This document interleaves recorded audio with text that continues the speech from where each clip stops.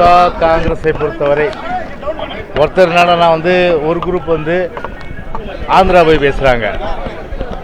காங்கிரஸ் இருக்கிற எம்எல்ஏக்கள் 13 பேர் நினைக்கிறேன். அவங்க வந்து பார்த்தீங்கன்னா தாவேக்காவோட போனீங்கன்னா நாங்கள் ரிசைன் பண்ணுறாங்க. ஒரு குழப்பமான ஒரு சூழ்நிலை.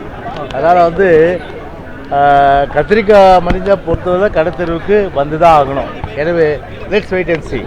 அதாவது உள்ளே வந்து நெருப்பில்லாமல் வந்து புகையாது, நெருப்பில்லாமல் புகையாது. எனவே அந்த நெருப்பில்லாமல் புகையாது என்ற ஒரு நிலையில் கத்திரிக்காய் மலிந்தால் கடைத்தெருவுக்கு வரும். விரைவிலே பார்த்தீங்கன்னா என்ன வந்து காங்கிரஸுக்கு திமுக அந்த உறவு என்பது வெட்ட வெளிச்சமாகிவிடும். நெருப்பை யார் அணைப்பாங்கன்னு நினைக்கிறீங்க? திமுக அணைப்பாங்களா, தாவேக அணைப்பாங்களா? அதாவது அணைச்சுக்குவாங்களா? எப்படி எங்களை பொறுத்தவரை சரி, அவர்கள் அணைத்தாலும் சரி, அணைக்காவிட்டாலும் சரி, அணைத்து கொண்டாலும் சரி, எங்களை பொறுத்தவரை மாபெரும் வெற்றி.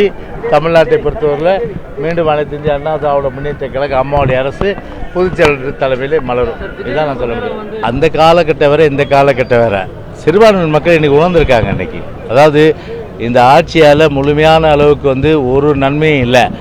சிறுபான்மை மக்கள்லாம் தேனும் பால் ஆறு ஓடுதா? இப்போ என்ன வந்து அவங்க சமூக அளவுலையும் கல்வி அளவுலையும் பொருளாதாரத்திலையும் இந்த 5 ஆண்டு காலத்தில் சிறுபான்மையின மக்களுடைய வாழ்க்கை தரம் உயர்ந்திருக்கு. அதை சொல்லுங்கள் ஸ்டாலினால், சொல்லுங்கள் முதல்ல.